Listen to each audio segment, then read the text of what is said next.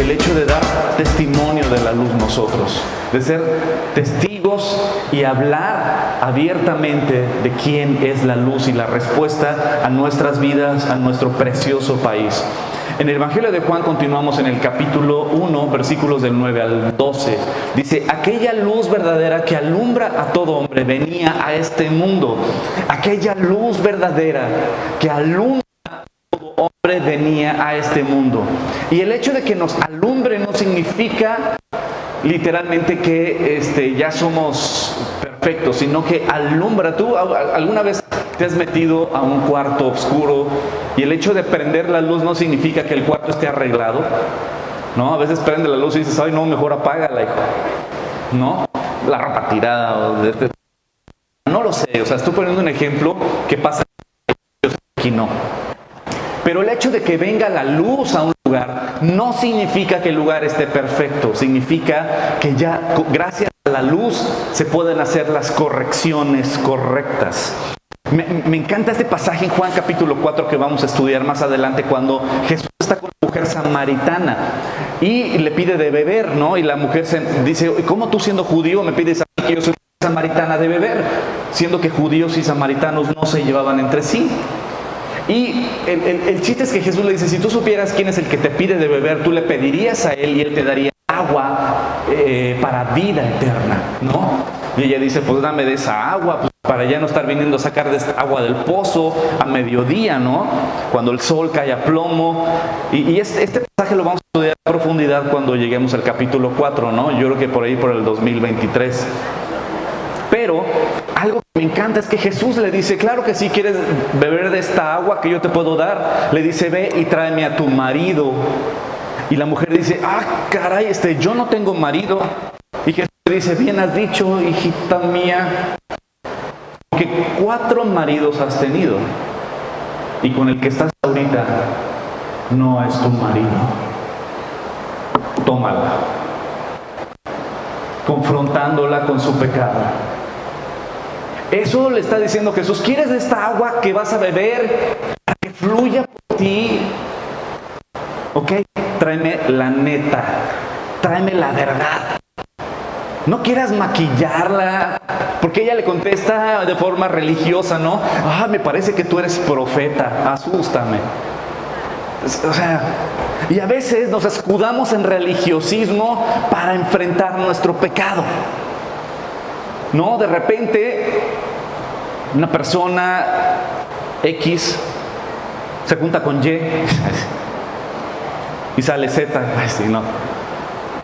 Pero esta persona me llamó mucho la atención porque es uno de tantos ejemplos que él proclama mucho lo del mover del Espíritu Santo, el hablar en lenguas y todo el sobreénfasis en los dones del Espíritu y todo. Pero este chavo que tanto habla de esto, resulta que se va con su novia de vacaciones, ¿no? Y se van los dos, los noviecitos, de vacaciones, solitos. Yo dije: o este vato de plano así, o sea, en 2 cuartos separados y de vacaciones y súper respeto entre ambos, o ¿para qué le jugamos al listo, no? O sea, el poder del Espíritu Santo se ve en la santidad de una persona, apartándose del pecado y alejándose de las tentaciones. ¿Para qué le jugamos al religiosismo, no? Y literalmente la luz, cuando llega a un lugar, es exponer la neta, exponer la verdad. Esta es tu condición real, ¿no? La luz vino al mundo, Jesucristo vino y dio un mensaje sobre el reino de los cielos.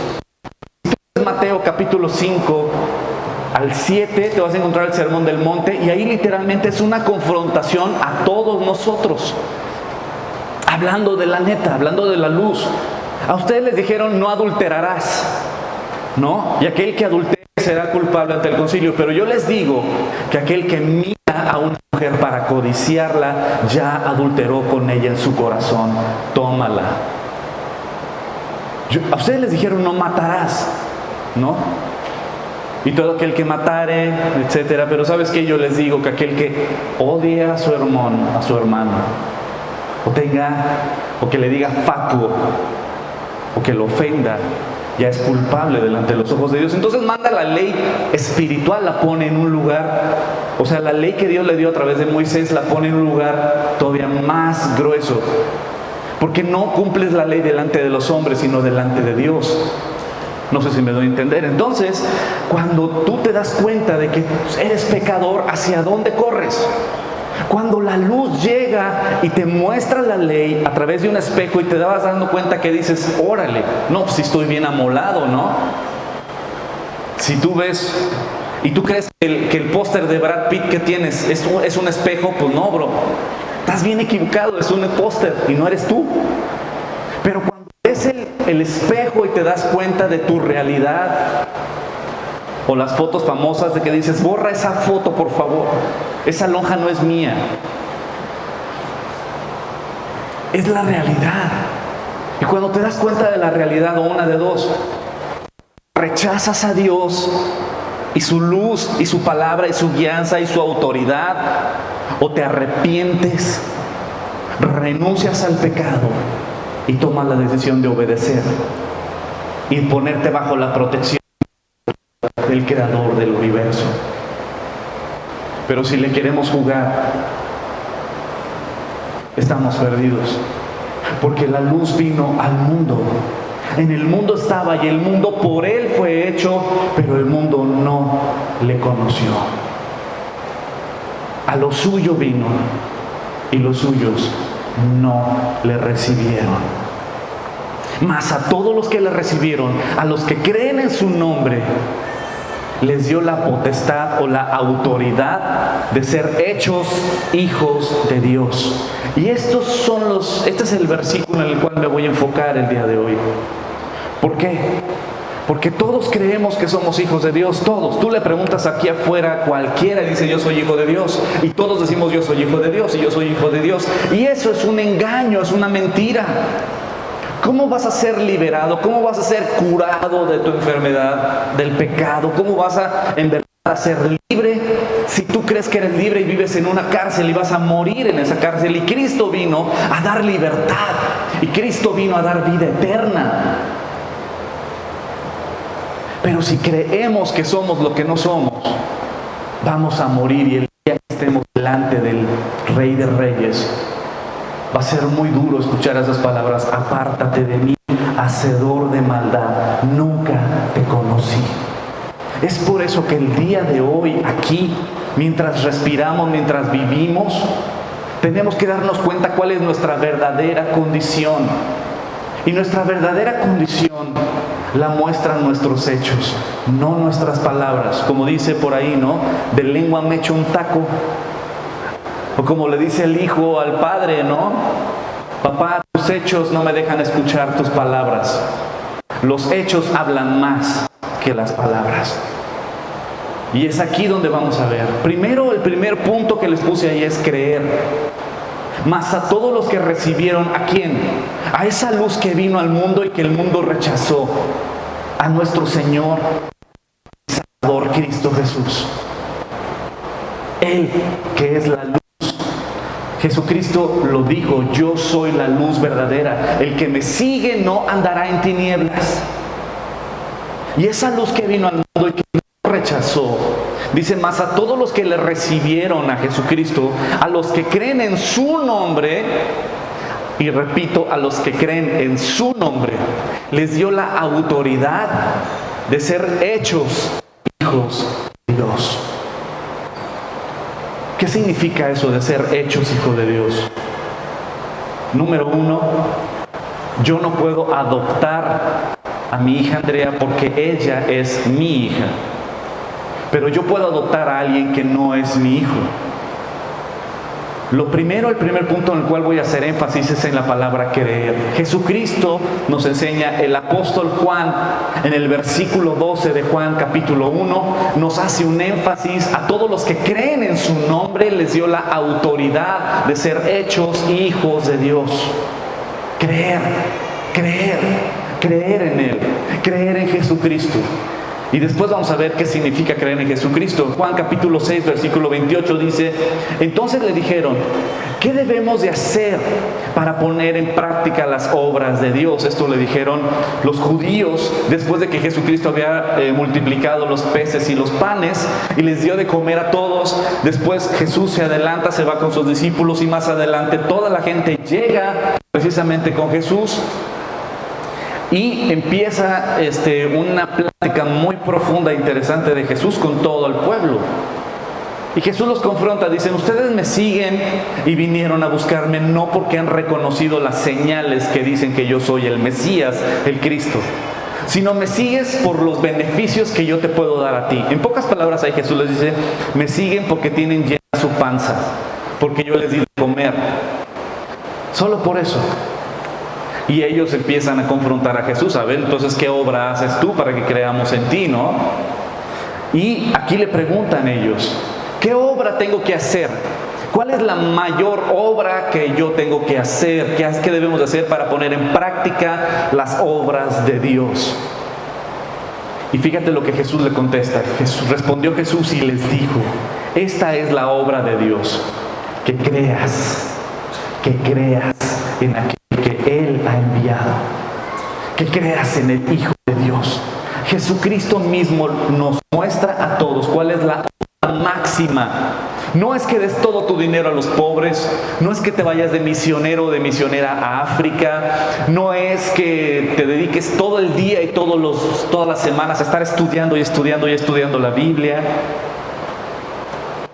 Que todo lo que acabo de decir es bueno, pero la única obra máxima es un corazón quebrantado ante la autoridad, majestad, un corazón agradecido por el sacrificio hecho por ti y por mí en esa cruz. La única obra es creer que Jesús es el Cristo, el ungido, el Mesías, el Hijo de Dios, el Cordero que fue sacrificado por nuestros pecados, pero también el león de la tribu de Judá que regresará con poder y autoridad como Hijo de Dios. Que creas. Esa es la obra máxima que tú y yo podemos hacer. Juan capítulo 6, versículo 35. Jesús les dijo: yo soy el pan de vida. El que a mí viene nunca tendrá hambre, y el que en mí cree no tendrá sed jamás. Vuelve a decir Jesús en Juan capítulo 6: cree en mí, cree en mí, cree en mí. Jesús está diciendo: yo soy el pan de vida. El que a mí viene nunca tendrá hambre, y el que en mí cree, dice Jesucristo, no tendrá sed jamás.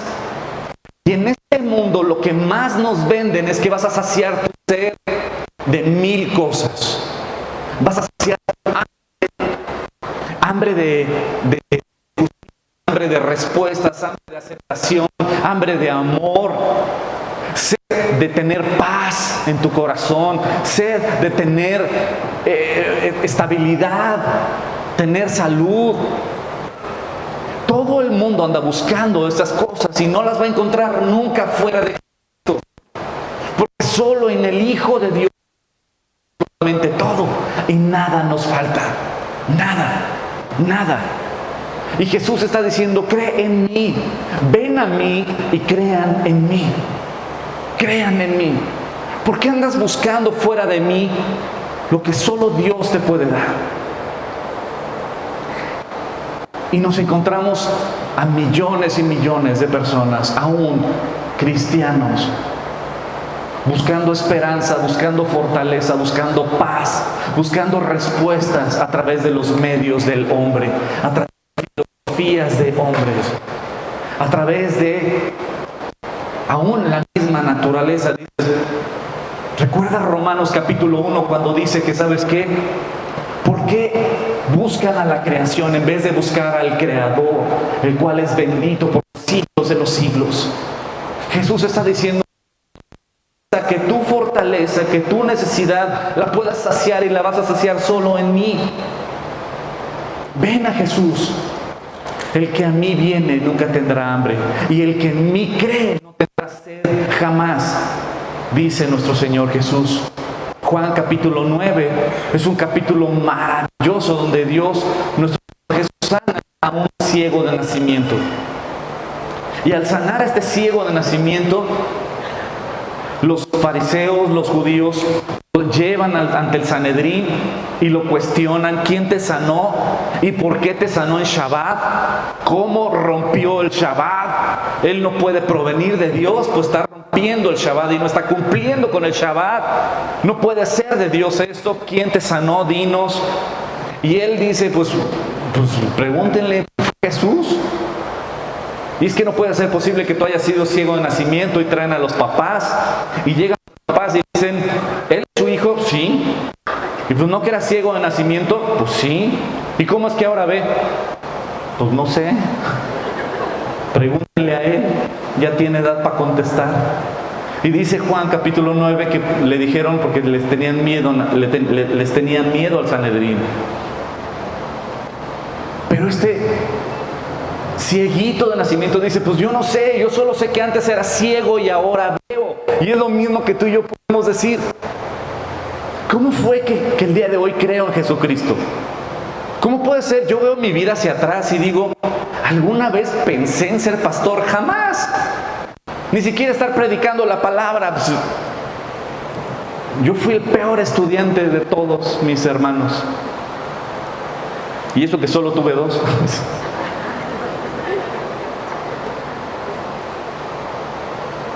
Pero Dios, en su sentido del humor, Dios elige a lo vil y menospreciado. Y fíjate, Jesús sana, este ciego de nacimiento es sanado por Jesucristo. Y lo expulsan los judíos por andar creyendo en Jesucristo. Y Jesús, cuando se entera que fue expulsado, fue a buscarlo. Oyó Jesús que le habían expulsado y hallándole le dijo, ¿crees tú en el Hijo de Dios? Otra vez la palabra, ¿crees? ¿Crees? Versículo 36, respondió él y dijo, ¿quién es, Señor, para que crea en él? Le dijo Jesús, pues le has visto y el que habla contigo, él es. Y él le dijo, creo, Señor, y le adoró. Le adoró. Le adoró. Es la única respuesta cuando has entendido que Él te ha rescatado. Cuando Él te ha cambiado tu vida, te ha sacado del hoyo. Cuando ha transformado tu vida, ha salvado tu vida, ha pagado tu pecado en esa cruz y lo has entendido, lo único que te queda es adorarle. Adorar a aquel que dio su vida por ti. Y en Jesús, este ciego de nacimiento encontró ¿qué? Sanación. Encontró, ¿sabes qué? Aceptación. Mientras los religiosos de la época lo expulsaron, lo corrieron, Jesús lo aceptó, lo limpió, lo sanó. Juan capítulo 11, capítulo maravilloso, cuando Jesús sana a Lázaro, su amigo.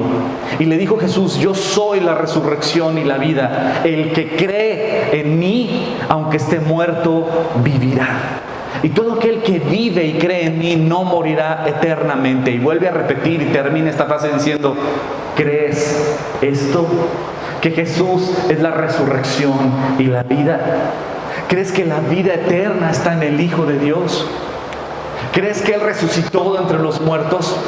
¿Crees que vendrá de nuevo con poder y gloria? ¿Crees que te va a resucitar el día que tu corazón dé el último latido? Cuando tu corazón se pare y tu cuerpo deje de funcionar, ¿crees que Él puede darte una vida eterna? ¿Crees? Y Jesús una vez más diciendo, cree en mí, cree en mí, cree. Y Él da vida eterna. Y Él da resurrección entre los muertos. Juan capítulo 14, un capítulo maravilloso. Dice Jesucristo en el versículo 1, No se turbe vuestro corazón. Creéis en Dios, creed también en mí. ¿Quién dice esto? ¿Quién se atreve a decir algo así? Solo el Hijo de Dios. Ni Buda, ni Mahoma, ni ninguno de los que presumen ser líderes y que a veces ponen por ignorancia a Jesucristo en la misma canasta. ¿Quién se atreve a decir, crees en Dios, cree también en mí? Tómala. O sea, solo el Hijo de Dios, de la misma naturaleza del Padre, por quien todo fue hecho. En Él, en el Hijo de Dios, hay esperanza, hay salvación, hay promesas para ti y para mí. ¿Y qué es lo que Jesús hace de énfasis y énfasis y énfasis? Cree en mí, dice Jesús. Cree en mí. ¿Cuál es la máxima obra que tú y yo podamos hacer? Cree en el Hijo de Dios. Cree que Él dejó su trono y se hizo hombre a través de María o de Miriam. Se hizo hombre a través de María, que habitó entre nosotros, que murió en esa cruz cargando todo el pecado de la humanidad para perdón de todos nosotros, reconciliándonos con un Dios santo a una familia de pecadores. Cree que Él con toda autoridad, el dador de vida, se levantó de entre los muertos, puesto que la muerte no tiene autoridad sobre el Creador, y se levantó con toda autoridad de entre los muertos, y que está sentado a la diestra del Padre y que va a regresar. Cree en el Hijo de Dios. Romanos capítulo 10, el apóstol Pablo dice: mas ¿qué dice? Cerca de ti está la palabra, en tu boca, en tu corazón. Y esta es la palabra de fe que predicamos: que si confesares con tu boca que Jesús es el Señor y creyeres en tu corazón que Dios le levantó de entre los muertos, serás salvo. Porque con el corazón se cree para justicia, pero con la boca se confiesa para salvación. Pues la Escritura dice: todo aquel que en Él creyere no será avergonzado. No será avergonzado. Si tú crees en el Hijo de Dios. Y ahora, tristemente, Romanos capítulo 10, el día de hoy, en todos los eventos de evangelismo, bueno, no en todos, está muy mal dicho en todos, pero tristemente la mayoría han diluido este mensaje tan poderoso y lo han hecho tan light y tan equivocado. Porque ya con que alguien repita una oración, ya con eso ya es salvo. Es mentira, les venden mentira. ¿Por qué? Porque métete en el contexto histórico de este pasaje y te vas a dar cuenta que cuando Pablo escribe a los romanos: confiesa con tu boca que Jesús es el Señor y cree que Él es el Cristo. ¿Sabes a quién se lo está diciendo? A la iglesia en Roma. ¿Y qué estaba pasando en la iglesia en Roma cuando Pablo escribió eso? ¿Te acuerdas de la película de Pablo? ¿Sabes lo que estaba pasando? Los estaban persiguiendo para ser asesinados todo aquel que confesara a Jesucristo. Por lo tanto, confesar con tu boca que Jesús es el Señor y creer en tu corazón, estabas poniendo tu vida en la muerte, en la persecución, en ser empalado, en llenarte de brea y prender fuego por tu fe y por haber confesado a Jesucristo. El creer y confesar a Jesucristo como tu Señor incluía que te podían meter a la arena del circo romano y ser despedazado por los toros, por los perros, por los leones, a ti y a toda tu familia, a tus hijos, a tus hijas, a todos, por confesar con tu boca que Jesucristo es el Señor. ¿Tenía un costo el confesar a Jesucristo? Claro que sí. Y al día de hoy diluyen el mensaje, dando un mensaje falso con que tú nada más repitas una oración, ya con eso es falso. Porque a las primeras de cambio no van a las iglesias, no estudian la palabra, siguen con su vida de pecado y aparte creyendo que ya van a ir al cielo. Es falso. Es falso. Porque con la boca se confiesa para salvación. ¿Y sabes por qué? Porque tenía un costo. Romanos, capítulo 10, tenía un costo confesar a Jesucristo. La arena del circo romano. El ser perseguidos, tú y tu familia. Y adivina qué pasó en esa época. Daban gustosos su vida por el Evangelio de Jesucristo y no negaron su fe. Pero el creer en Jesucristo trae un fruto, trae salvación. Santiago capítulo 2, fíjate lo que dice. ¿Tú crees que Dios es uno? Bien haces. También los demonios creen y tiemblan. Mas quieres saber, hombre vano, que la fe sin obras es muerta. ¿No fue justificado por las obras Abraham, nuestro padre, cuando ofreció a su hijo Isaac sobre el altar? ¿No ves que la fe actuó juntamente con sus obras y que la fe se perfeccionó por las obras?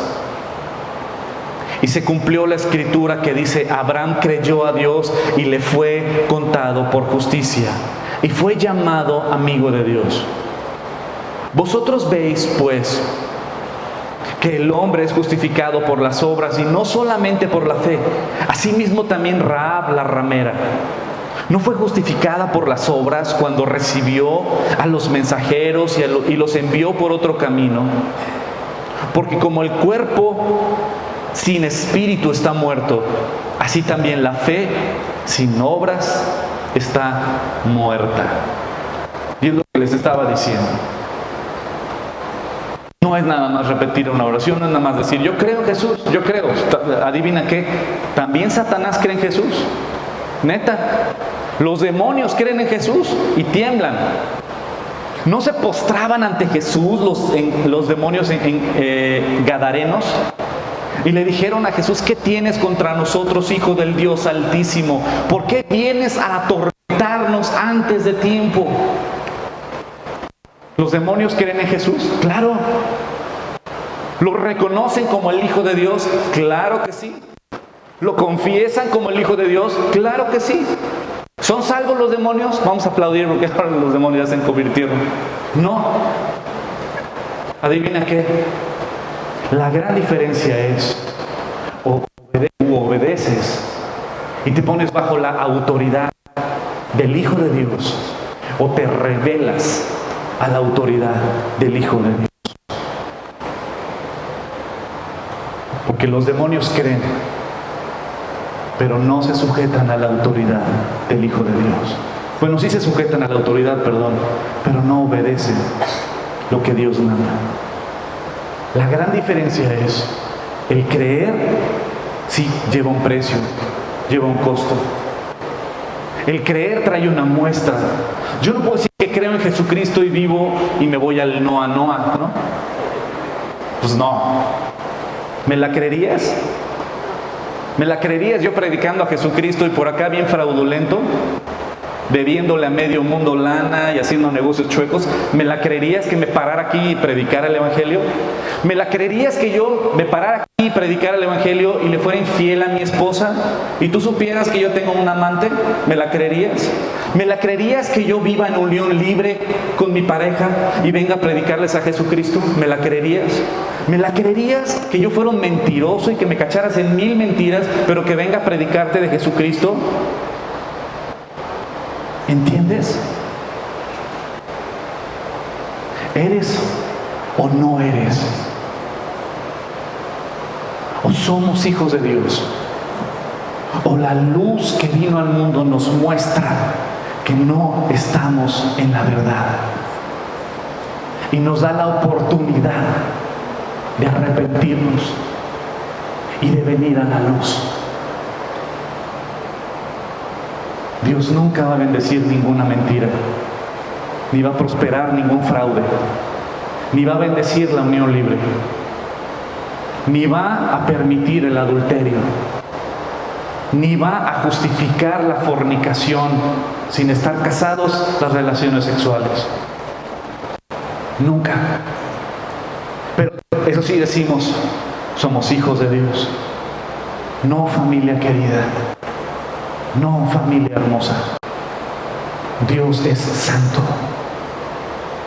y no permite y no tolera el pecado. Y tanto no tolera el pecado y tanto odia el pecado el Señor, que mira la cruz. Así Dios trata el pecado. Mira la cruz y así Dios trata el pecado. Por eso Jesucristo vino a dar su vida por ti y por mí. Por nuestro pecado, por nuestra rebeldía, por nuestra soberbia.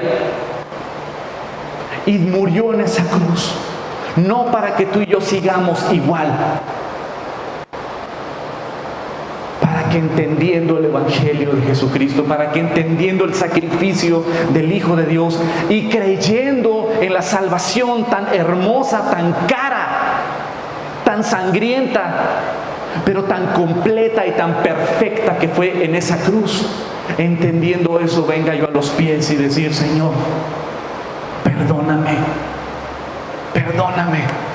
Si le debo algo a alguien, le voy a pagar. Voy a renunciar a cualquier pecado de las que tú le llamas pecado, yo también le voy a llamar pecado. Aunque este mundo me diga ¿qué tiene? No seas fanático, no seas religioso. No, yo no lo digo, el pastor no lo dice, la Biblia lo dice, Dios lo dice y lo creo. El creer implica un precio. El creer en Jesucristo como el Hijo de Dios no significa, pues yo creo en Jesús, claro que sí, es bien lindo. Jesucristo, ay sí, Jesús es tan bello conmigo, me ha bendecido tanto. Sí, no lo dudo.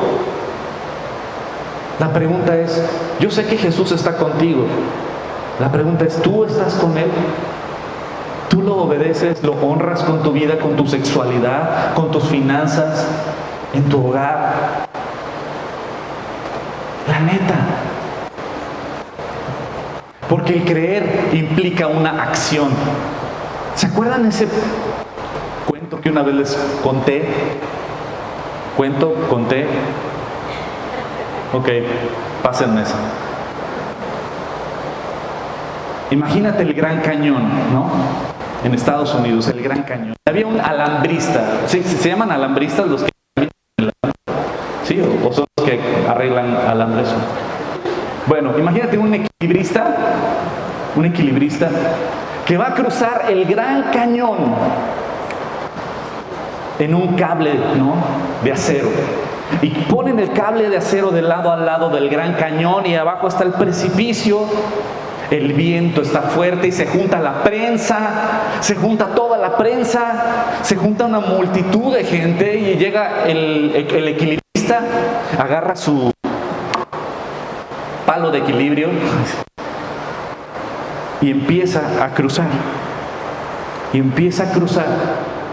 Y toda la gente está en silencio. Y hasta los reporteros hablan quedito. Y va a la mitad y toda la gente, y viene un viento fuerte y se mueve todo el cable y él se mantiene y sigue cruzando y sigue cruzando y llega al otro lado y toda la gente estalla en gozo, toda la gente estalla en alegría, ¡wow! Y le aplauden y dicen: eres el mejor, eres único, nunca se había hecho algo así, qué bárbaro, estás impresionante. Y la prensa alabándolo, y en eso él pide el micrófono y se para ante la gente y les dice: ¿quién de ustedes cree que puedo volver a cruzar? Toda la gente se levantó y dijo: yo creo que puedes volver a cruzarlo, eres el mejor. Sí, yo creo. Y les hace la segunda pregunta: si tú crees que yo puedo cruzarlo, ¿quién viene conmigo? Y se hizo un silencio. Y todos: ahí te hablan. Tú dijiste que yo no te hagas. Y un silencio. Y él dijo, si creen que yo puedo cruzarlo, ¿quién viene conmigo? Y entre toda la multitud se oye una voz, ¡yo! Y todos voltean y era un niño chiquito. Y dijo, yo creo. Y el equilibrista lo voltea a ver y le dice, ven conmigo. Y le ponen un arnés al niño. Y empieza el equilibrista a cruzar otra vez. Y toda la gente en silencio. Y empieza a cruzar, con todo y el niño. Y llega al otro lado. Y cuando llega al otro lado se quita el arnés. Y el niño abraza al equilibrista y le dice, yo sabía que tú podías hacerlo, papá. Un hijo confía. Un hijo no duda de que papá, yo sé que tú puedes. Los demás, mira, de lengua me echo un taco. ¿Cuántas veces tú le has dicho a Dios, yo creo en ti, Señor? Y le cantamos y todo, pero a la hora de los problemas, a la hora de las circunstancias, a la hora de la tentación, ¿creemos o no creemos? La neta. Y Jesús está aquí diciéndote, cree en mí. Sé mi hijo, sé mi hija. Cree en mí. Cree que yo puedo hacer un cambio, una diferencia, una transformación, una nueva naturaleza en ti, en tu familia. Cree. ¿Qué precio has pagado tú por tu fe?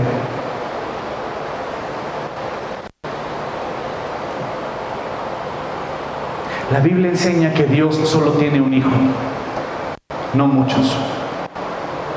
Todos presumimos ser hijos de Dios, todos. Pero la Biblia enseña que Dios solo tiene un hijo. Y me voy a ir rápido por cuestión del tiempo. Juan capítulo 1, versículo 14. Y pongan mucha atención a la palabra unigénito. ¿Qué significa unigénito? Único hijo. Y vamos a ver lo que dice la Biblia sobre el unigénito Hijo de Dios. Juan 1, versículo 14. Y aquel verbo fue hecho carne y habitó entre nosotros y vimos su gloria, gloria como la del unigénito del Padre, lleno de gracia y de verdad. Juan 1, 18. A Dios nadie le vio jamás. El unigénito Hijo que está en el seno del Padre, Él le ha dado a conocer. Juan 3, 16. Porque de tal manera amó Dios al mundo que ha dado a su Hijo unigénito, para que todo aquel que en Él cree no se pierda, mas tenga vida eterna. Versículo 18.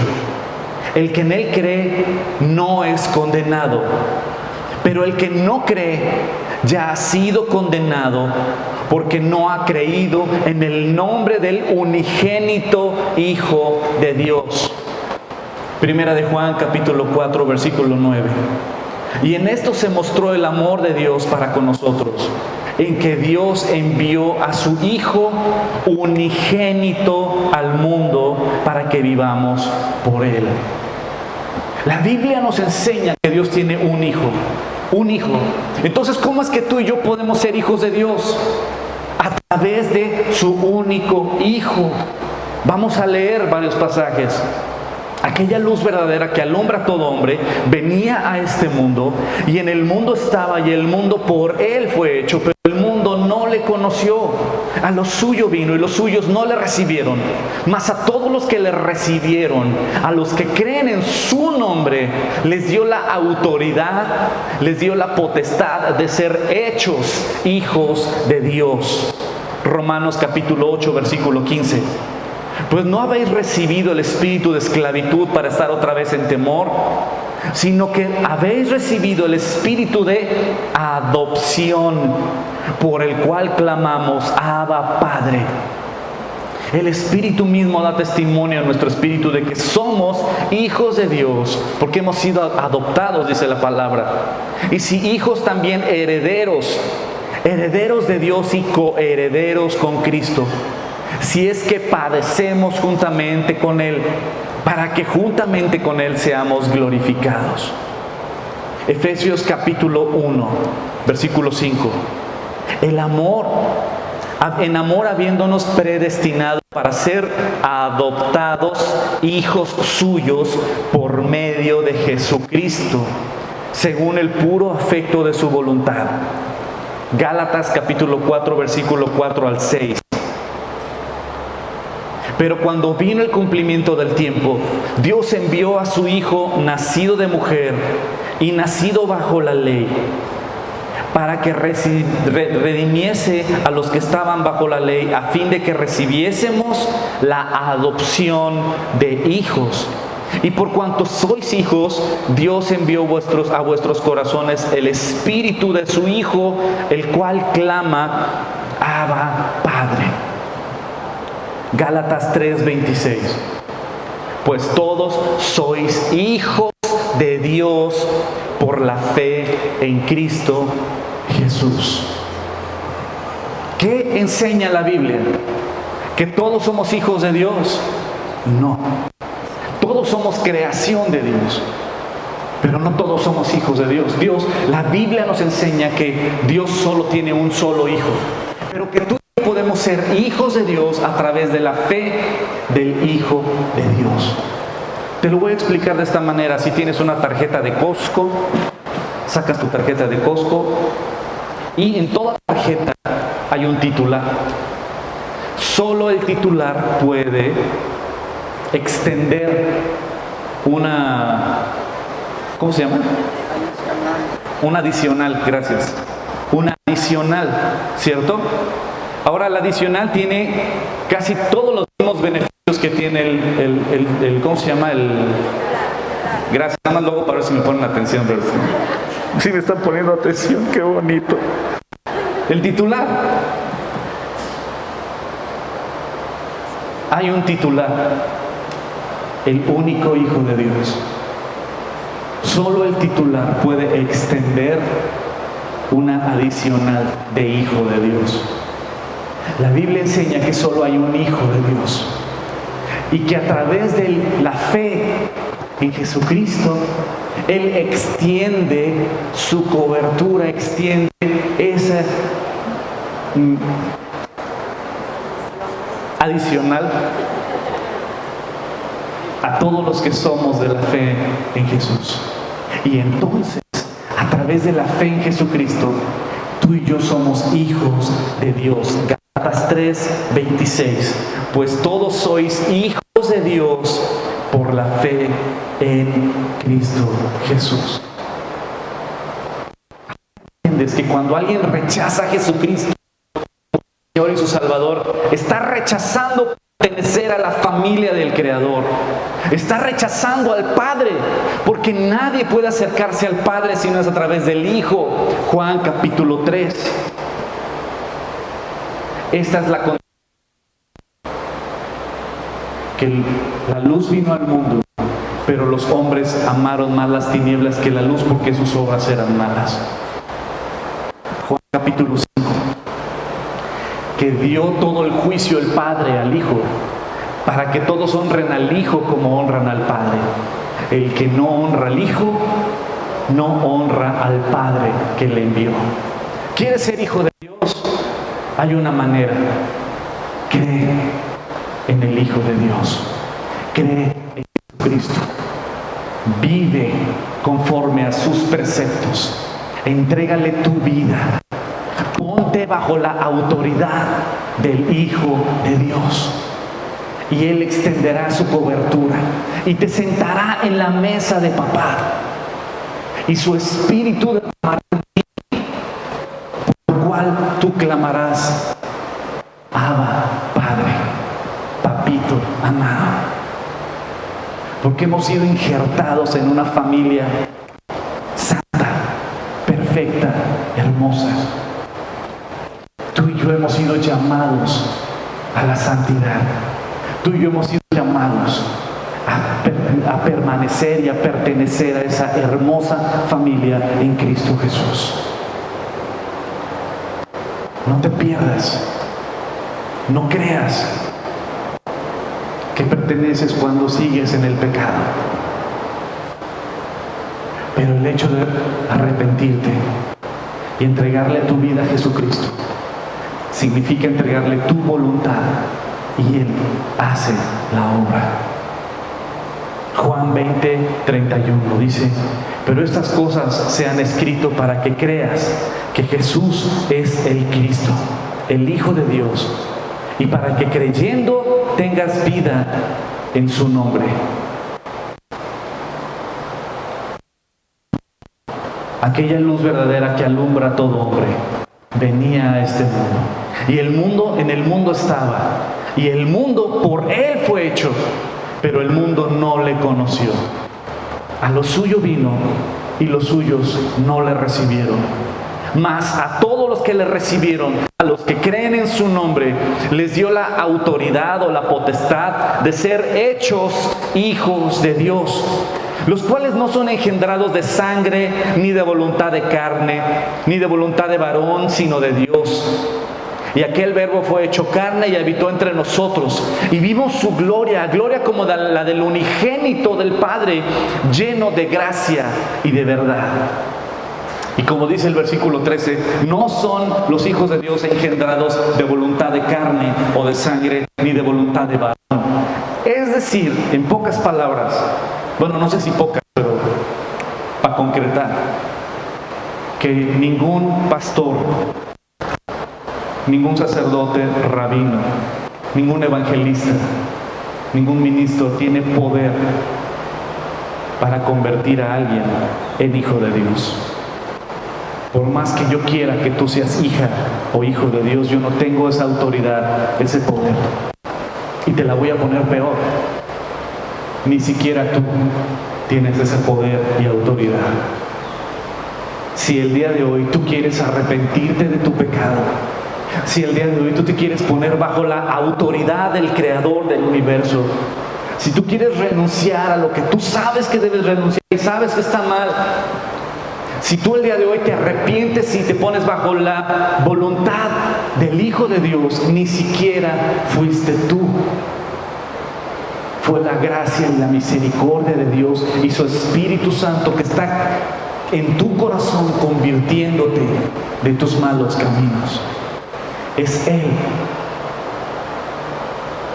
Y si tú el día de hoy no sientes eso, si el día de hoy no has todavía entendido la cruz, si el día de hoy todavía justificas tu pecado,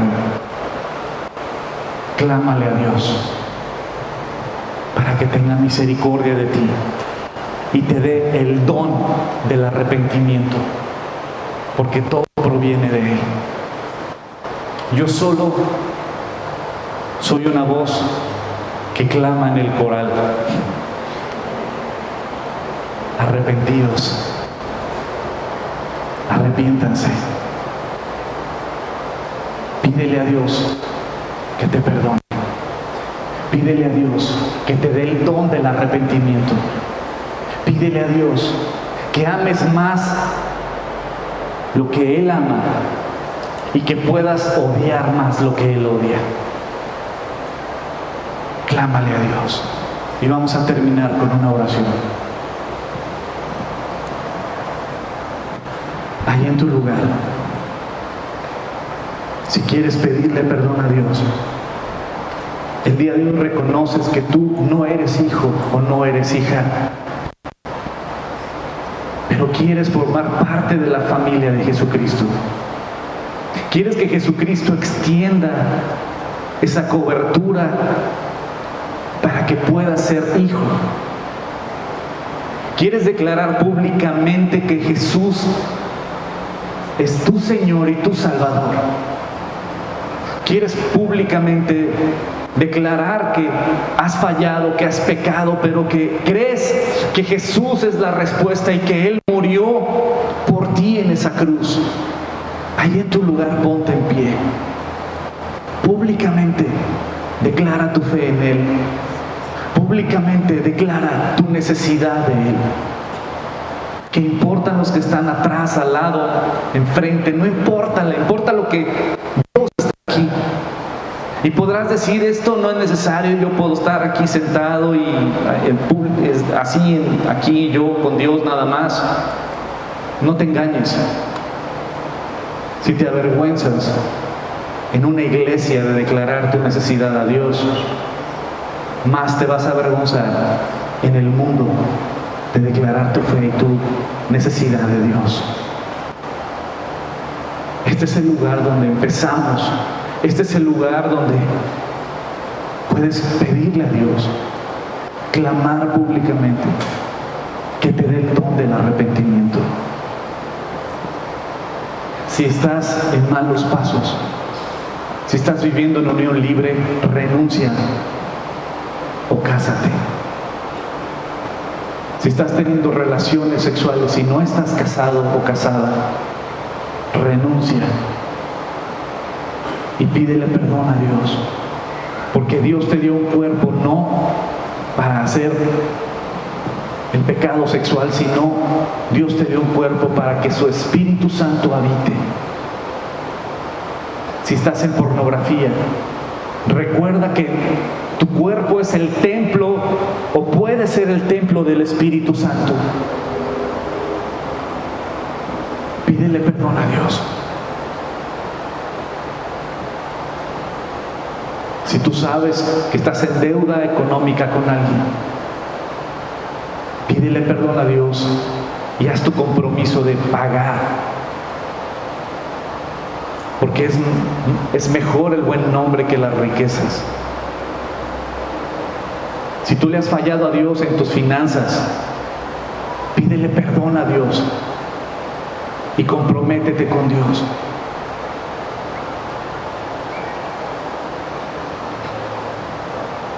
Sea cual sea tu pecado, pídele perdón a Dios y ponte en pie. Ponte en pie y públicamente haz un compromiso con Dios. Él murió públicamente por ti.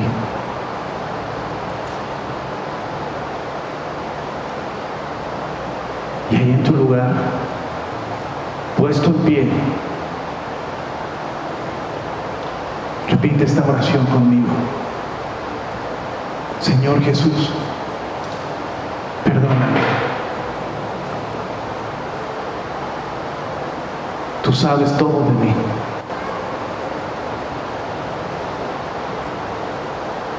Cambia mi naturaleza.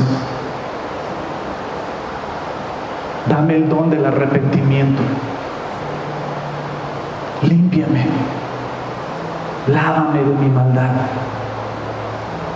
Hazme amar lo que tú amas y odiar lo que tú odias. Apartarme de todo lo que me aleja de ti. Te entrego mi vida, Señor. Me pongo bajo tu autoridad. Reconozco que te he fallado, pero creo en ti, Jesús, que tú eres mi esperanza, que tú me amas, que tú me perdonas y que moriste en esa cruz cargando todo mi pecado.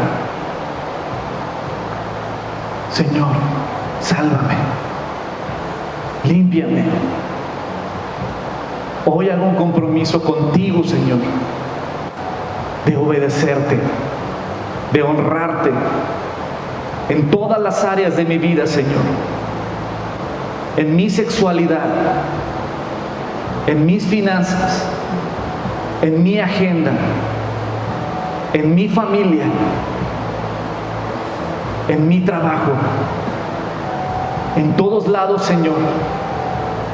Que tú seas el Señor y yo esté bajo tu autoridad. Gracias por haber dado tu vida por mí. Y gracias por sentarme en tu mesa y llamarme tu hijo. Yo creo en ti. Gracias, Señor. Amén. Amén. Mi anhelo, amigos, familia querida, es que haya una conversión real en nuestras vidas. Una persona una vez me dijo: oye, la iglesia ha crecido mucho. Le dije: pues no sé, eso anhelo. Me dijeron: pues ¿cómo que no sabes? Los tienes frente de ti cada domingo y cada vez son más. Le digo: no, porque el crecimiento de una iglesia se ve en las familias. Una familia entregada y rendida a Dios.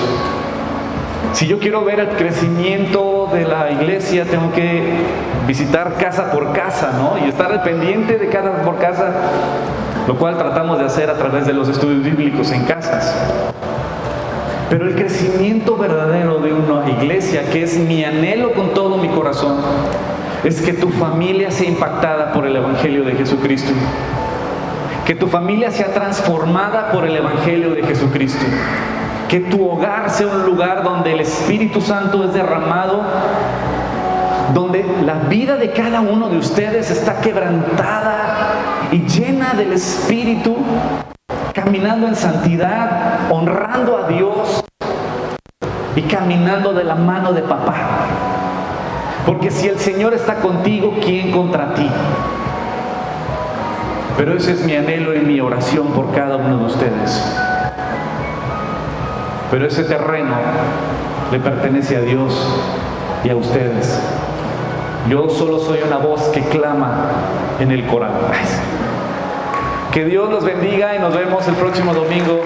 Que la gracia y la misericordia de Dios esté sobre ustedes. Y nos vemos, primero Dios, próximo domingo 10:30.